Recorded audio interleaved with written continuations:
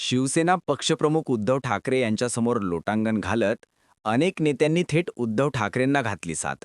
ठाकरेंनी मातोश्रींनी साथ दिल्यास सगळेच मातोश्रीवरचे जवळजवळ 100 नेत्यांचा पुन्हा एकदा उद्धव ठाकरेंकडे येण्याचा नवीन मानस. मित्रांनो, महाराष्ट्राच्या राजकारणामध्ये अतिशय मोठी आणि महत्त्वाची बातमी आहे. उद्धव ठाकरेंची साथ सोडून आम्हाला सगळ्यात मोठा पश्चाताप होतोय. आता ठाकरेंची माफी मागून पुन्हा शिवसेनेत यायला तयार. उद्धव ठाकरे असते तर आमचा पराभव झाला नसता. आमची राजकीय कारकीर्दच संपली नसती.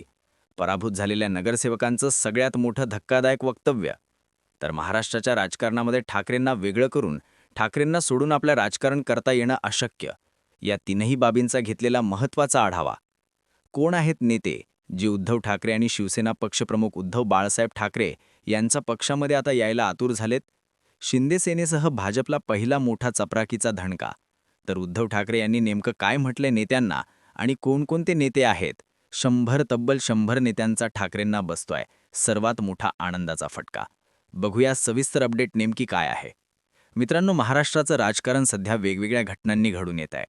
एकीकडे उद्धव ठाकरे यांच्या शिवसेनेच्या सुप्रीम कोर्टाचा निकाल अवघ्या काही दिवसांवरती आला असून त्या निकालामध्ये कोण जिंकणार यामध्ये सगळ्यांचीच आता बाजू कोण मांडणार, कुणाचं तिथे भगवा भडकणार, पक्ष शिवसेना आणि धनुष्यबाण चिन्ह कुणाच्या हातात जाणार याकडे सगळ्यांचंच लक्ष लागलं असताना महाराष्ट्राच्या राजकीय पटलावरती मात्र उद्धव ठाकरे यांचा दमदार, शानदार आणि मजबूत विजय झाल्याचं सध्या प्रथमदर्शनी दिसून येत आहे.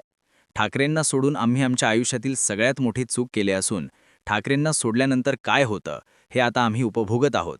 ठाकरे नावाच्या वादळामध्ये काय ताकद आहे, ठाकरे नावाचं वादळ शिंदेंच्या वादळापेक्षा कितीतरी मोठं वादळ आहे, असं म्हणत एकनाथ शिंदेंसोबत गुवाहाटी जाऊन आम्ही सगळ्यात मोठी चूक केली. तसं प्रकारची ती चूक आगामी काळात कोणीही करू नये. एकदा का राजकारणाचा गद्दारांचा शिक्का बसला की तो शिक्का कधीही पुसला जात नाही, असं म्हणत अनेक नेत्यांनी आता मुंबईसह बृहन्मुंबई क्षेत्रातील बरे नेते उद्धव ठाकरे यांच्या संपर्कामध्ये आहेत.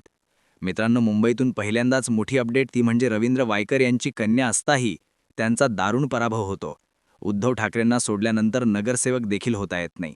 मंत्री असणारा माणूस मुंबईमध्ये त्याच्या मुलीला नगरसेवक देखील निवडून आणू शकत नाही. ही ताकद ठाकरे नावात आहे.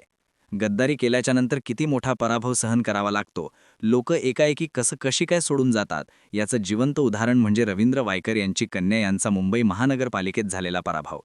त्यांना आता आपली चूक लक्षात येत आहे. त्यानंतर सदा सरवणकर यांचा मुलगा समाधान सरवणकर यांची सून, त्यांची समाधान सरवणकरांची बायको, तिघही एका धडक्यात मुंबई महापालिकेत तिघांचाही दारुण पराभव होतो. उद्धव ठाकरेंसोबत गद्दारी करून सदा सरवणकर यांनी गुवाहाटी घातली होती आणि त्यावेळेस त्यांना वाटलं होतं की आम्हाला आमदारकी, आम्हाला मंत्रिपद मिळेल. मात्र काही न मिळता त्यांचाच दारुण आमदारकीमध्ये पराभव झाला. आता घरातील तिघांचा पराभव झाला. या सगळ्या घटनांनी मात्र सदा सरवणकर पूर्णपणे आता टेन्शनमध्ये आहेत. महाराष्ट्राच्या राजकारणामध्ये उद्धव ठाकरेंची साथ सोडल्यामुळे एवढा मोठा जबरदस्त फटका बसेल असं वाटलं नव्हतं.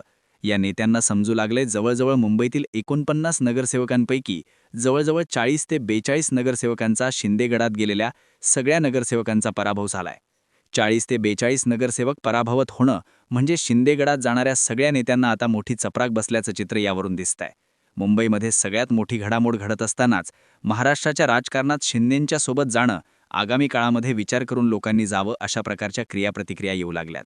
आता जवळजवळ या सगळ्याच नेत्यांचं भविष्य आधानदेयी.